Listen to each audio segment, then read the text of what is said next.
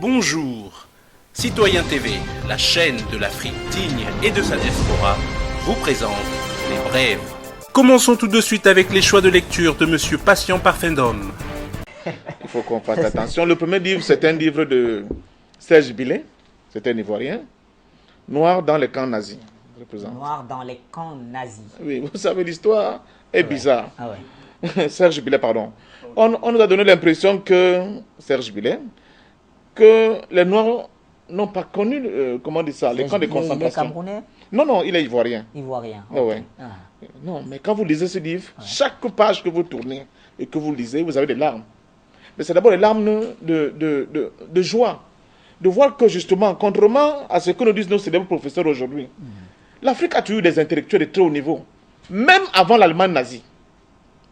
Des gens qui ont été des docteurs, des philosophes, des mathématiciens, des ingénieurs, bien avant l'Allemagne nazie. Et quand on a vu, quand cette violence s'est abattue au niveau du monde, cette violence raciale, n'est-ce pas, quel est son paroxysme avec le nazisme, et le traitement qui a été réservé aux Africains, à l'homme noir en général, quand on lit ce livre, après les larmes de joie, de voir, d'avoir vu cette capacité de ces noirs, de ces ici au sommet, on a les larmes, n'est-ce pas, de douleur, de voir ô combien ces noirs ont été massacrés, humiliés et traités. Mais dans ce livre aussi, dans cette vérité historique, on apprend que ces noirs ont été aussi dans les camps de concentration. Sauf que, et dans les camps on n'en parle presque pas. On n'en parle presque pas. Mais sauf que, Bachir, c'est un gros mensonge qu'on a entretenu longtemps. Parce que ce qu'on oublie, c'est que le premier camp de concentration allemand ne se passe pas avec M. Hitler. Le premier camp de concentration allemand aura lieu en Namibie, qui était une colonie allemande. Ils avaient à peu près 4 tribus là-bas, bien ethnies, parce que le mot tribu est péjoratif, j'aime souvent le dire. Il y avait là-bas comme ethnie, dans cette zone-là qui a été découverte par les Allemands en 1870, la première ethnie qu'ils ont découverte, c'était les Ovambo, les Kavongo, les Nanas qu'on appelle encore les Herero.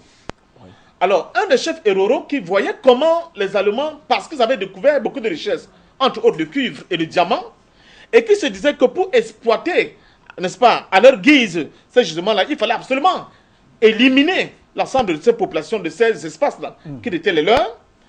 Alors, ce chef Herero-là a écrit une lettre à ses autres frères chefs des autres ethnies, en leur disant, mettons-nous ensemble pour combattre l'ennemi. Parce que de toutes les façons, si on ne se met pas ensemble pour le combattre, il va finir par nous exterminer. Et je peux vous dire, pour ceux qui connaissent un peu l'histoire du Cameroun, sa lettre n'a jamais eu de réponse. Et ça s'est passé aussi au Cameroun des années après. Donc, Otto von Bismarck, les deux livres, je les présentais au même moment. L'autre livre, Otto von Bismarck, le grand chancelier allemand, va nommer donc, au niveau de la Namibie, en 1884, cette date vous dit aussi certainement quelque chose, un certain Heinrich Göring. Heinrich Göring, qui est le père du célèbre et du grand et très célèbre Hermann Göring. Grand nazi devant l'éternel. Partisan de la solution finale. C'est ce type-là qui va décimer 80% de la population Herero.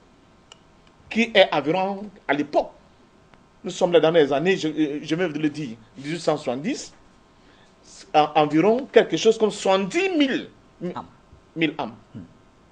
Alors c'est lui qui va mettre le premier camp de concentration. Et quand je vois des intellectuels qui ne savent pas lire l'histoire, raconter n'importe quoi, je leur rappelle d'aller dans les... Il y a un film que je vais donner à Afrique Média. Un certain Maurice Delaunay, qui était un grand patron de l'administration coloniale française au niveau de l'Ouest. Il a été après ambassadeur au Gabon avant de se retrouver à Nice. Monsieur Delaunay est clair. Il dit qu'au Cameroun, parce qu'ils avaient déjà eu l'expérience allemande des camps de concentration, ils ont reproduit in extenso les mêmes camps de concentration dans l'Ouest Cameroun. Avec des miradors, avec des travaux forcés, avec des assassinats par milliers. C'est Delaunay qui le dit. Je vais vous donner le film. Afrique Média va projeter ce film-là. Delaunay de sa propre bouche. Et vous savez ceux qui mouraient? C'était les parents de M. Maurice Kamto. En gros, qui mourait. Et c'est à Hambourg où un Togolais qui était un noir à Hambourg en 1933 et qui s'appelait, je vous donne le nom, Bachir, qui s'appelait tout simplement Bruce Kwasi, a vécu en direct l'arrestation d'un certain George Padmore, qui était le responsable des étudiants noirs dans cette ville d'Hambourg là.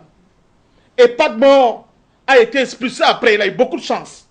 Vous comprenez pourquoi Padmore, après, avec ses amis, ont décidé de créer, n'est-ce pas, le panafricanisme. Donc quand on va à Hambourg et qu'on ne connaît pas l'histoire des étudiants à Hambourg, il faut se taire, monsieur Kamto. Il faut se taire. C'est ça l'Afrique qui souffre. Et cette Afrique-là continue de souffrir. C'est pour cela que, Bachir, je ne vais pas être long. Je vais vous dire, en citant justement monsieur Adolf Hitler. Monsieur Adolf Hitler, dans son célèbre livre Mein Kampf, Mon combat, il dit ceci. Les Juifs ont amené des nègres en Rhénanie dans le but de souiller et de bâtardiser la race aryenne. Dixit Adolf Hitler. Nous continuons d'avoir aujourd'hui un CFA, qui est une monnaie nazie.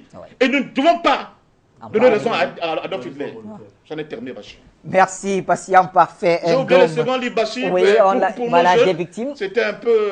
Parce que c'est ça Ça aussi, va pratiquement dans le même sens. Oui, c'est un excellent livre aussi. Je demande à tous les jeunes, chaque page, quand vous allez le lire, vous allez pleurer, mais vous serez aussi fiers de vous. Des victimes oubliées du nazisme.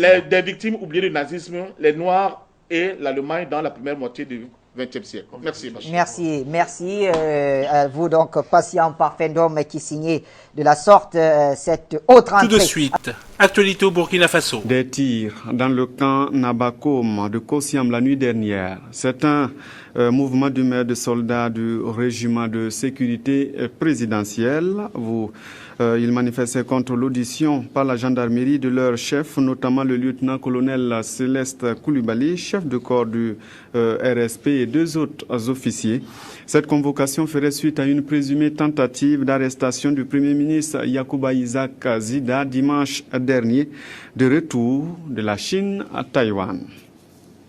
Au cours de ce voyage, justement, le Premier ministre a plaidé à Taïwan pour une ouverture d'une unité de cancérologie au centre hospitalier universitaire de Tengandogo, doléance acceptée par le partenaire principal de l'hôpital chrétien de Pouli, Jérémy Koulibaly.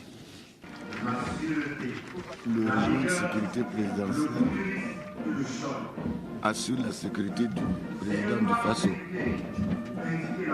la sécurité des institutions. C'est un témoignage de gratitude que le chef du gouvernement est venu apporter aux dirigeants et au personnel médical de l'hôpital de Pouli pour leur contribution à la résolution des questions de santé au Burkina. Fondé en 1955, c'est un établissement privé qui, dans le sens de l'assistance médicale à l'étranger, apporte un appui au fonctionnement des centres hospitaliers universitaires de Tengango. Le projet mis en œuvre à cet effet vise notamment une transmission de connaissances et de techniques et une amélioration de la qualité du service public de santé. Et c'est le résultat de l'exécution du projet qui ont été présentés au Premier ministre et à sa délégation. Satisfait de la partie burkinabé exprimée par Isaac Zida, une partie qui a également fait part de ses vives préoccupations, eu égard à la prévalence de la morbidité et de la mortalité liée au cancer au Burkina. Le plus, les patients n'ont pas les moyens pour assurer leur traitement. Et lorsque l'État leur vient en aide le plus souvent, c'est un peu trop tard. Et c'est très coûteux pour l'État burkinabé. Et c'est dans ce sens qu'il a fait véritablement un plaidoyer afin que l'on puisse ouvrir un centre en charge de la cancérologie au niveau du Burkina Faso. En termes de perspective, il est prévu l'ouverture d'une unité d'hémodialyse et la construction dans un délai de 3 ans d'une unité de radiothérapie pour la prise en charge des patients atteints de cancer. Mais son Excellence a insisté pour dire que le souhait du gouvernement de transition est que ce soit une réalité dans le plus bref terme, pour ne pas dire cette année.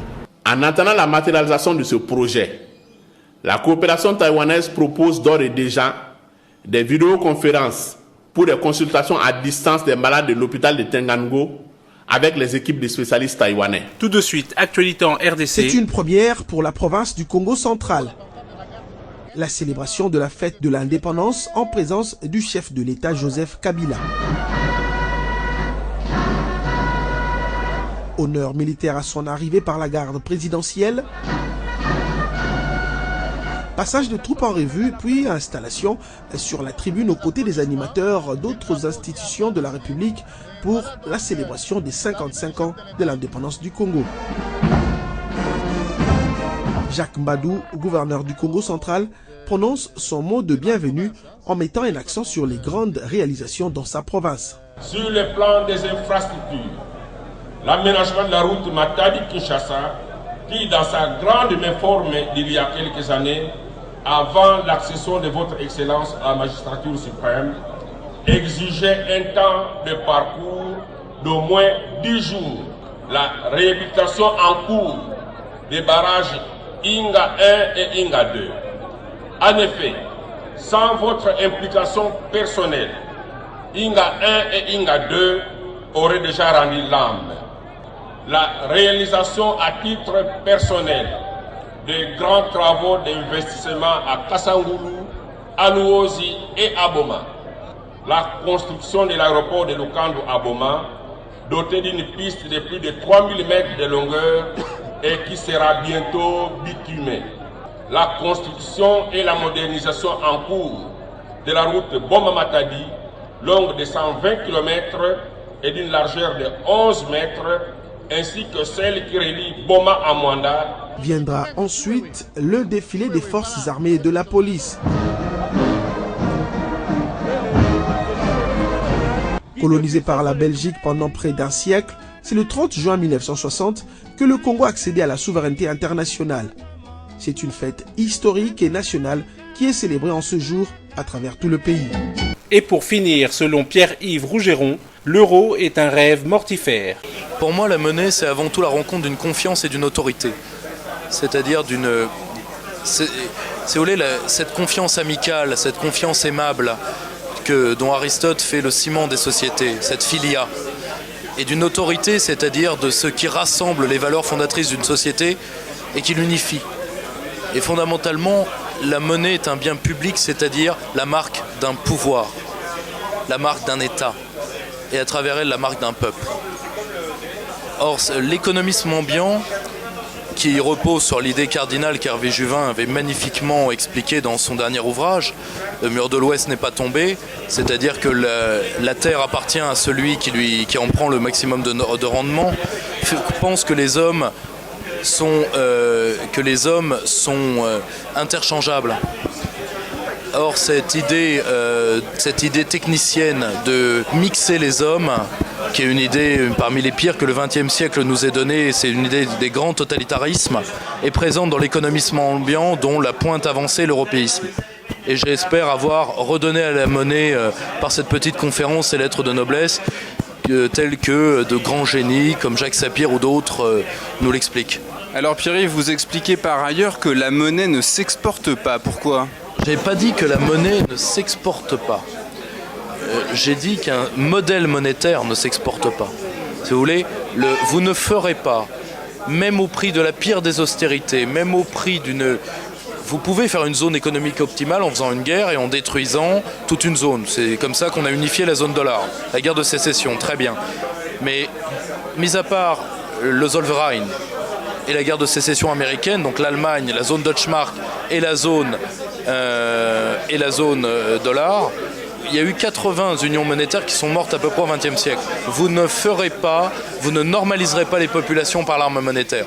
C'est un rêve qui est l'une des sources de l'euro, c'est un rêve mortifère, et donc vous n'exporterez pas des comportements monétaires, c'est pas vrai. Vous ne ferez pas par l'euro, vous ne germaniserez pas les Grecs, vous ne germaniserez pas les Français, c'est pas vrai.